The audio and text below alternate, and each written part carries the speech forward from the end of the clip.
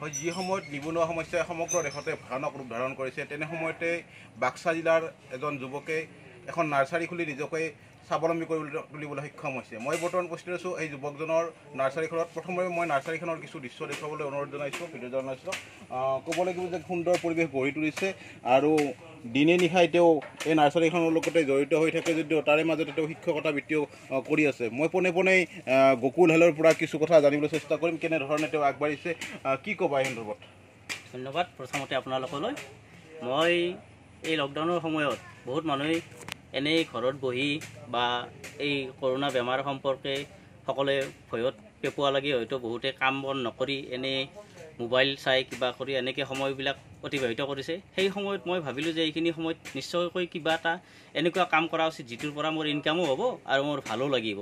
সেয়েহে মই এই নাৰ্চাৰীখন গঢ়ি তুলিবলৈ যত্ন কৰিলোঁ আৰু সেইখিনিৰ ফলশ্ৰুতিতে আজি এইখিনি কৰিবলৈ মই সক্ষম হৈছোঁ। বৰ্তমান এইখিনিত মই লাগি আছোঁ। আমি জনামতে তুমি এখন বিদ্যালয়ত শিক্ষকতা কৰি আছা, ব্যক্তিগত বিদ্যালয়ত। তেনেস্থলত কেনেধৰণে টাইমটো উলিওৱা? যদি ইচ্ছা থাকে, ইচ্ছা থাকিলে যিকোনো কামো কৰিব পাৰি। মই এনেই ধৰ্ণমা শংকৰদেৱ শিশু বিদ্যা নিকেতন এখন প্ৰাইভেট স্কুল, সেইখনত মই কাম কৰোঁ। তাৰ লগতে বাকী সময়খিনি মই যিখিনি আজৰি সময় পাওঁ সেই সময়খিনি মই এই ফুলৰ লগতে মই জড়িত হৈ থাকোঁ, ফুল গছ গছনি। যিহেতু মই প্ৰকৃতি ভাল পাওঁ, গতিকে মই প্ৰকৃতিৰ লগত থাকিবলৈ বেছি ভাল পাওঁ।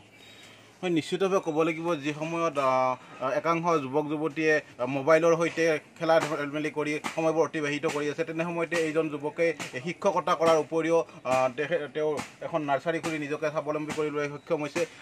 মই পোনে পোনে তেওঁৰ পৰা আৰু কিছু কথা জানিবলৈ চেষ্টা কৰিম যে নিবনুৱা সমস্যাই গা কৰি উঠিছে, সেনে সময়ত নিবনুৱাসকলক তুমি কি ক'বা?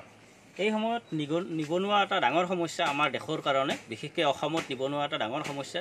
এই সময়ত যিবিলাক উঠি অহা ল'ৰা ছোৱালী আছে তেওঁলোকে যদি এটা ভাল কামত যদি তেওঁলোকে জড়িত হৈ থাকে, এনেকুৱা কামত যদি জড়িত হয়, নাৰ্চাৰী হওক বা যিকোনো মাটিৰ বস্তু বনোৱা, আজিকালি এইবিলাক সকলোতে প্ৰচুৰ পৰিমাণে ইয়াৰ চাহিদা বাঢ়িছে। গতিকে এনেকুৱা কামত যদি ব্যস্ত থাকে তেতিয়াহ'লে নিশ্চয়কৈ নিবনুৱা সমস্যা বহু পৰিমাণে লাঘৱ হ'ব।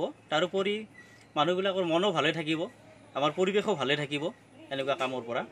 হয়, ক'ব লাগিব যে নিবনুৱা যুৱক যুৱতীসকলে নিশ্চিতভাৱে যদিহে গঠনমূলক কামসমূহ কৰিবলৈ আৰম্ভ কৰে, নিশ্চিতভাৱে ৰাজ্য তথা দেশৰ পৰা ক্ৰমে যি নিবনুৱা সমস্যাই ৰূপ ধাৰণ কৰিছে, ভয়ানক ৰূপ ধাৰণ কৰিছে, এই নিবনুৱা সমস্যাই কিছু পৰিমাণে হ'লেও সাম কাটিব বুলি আশা কৰিব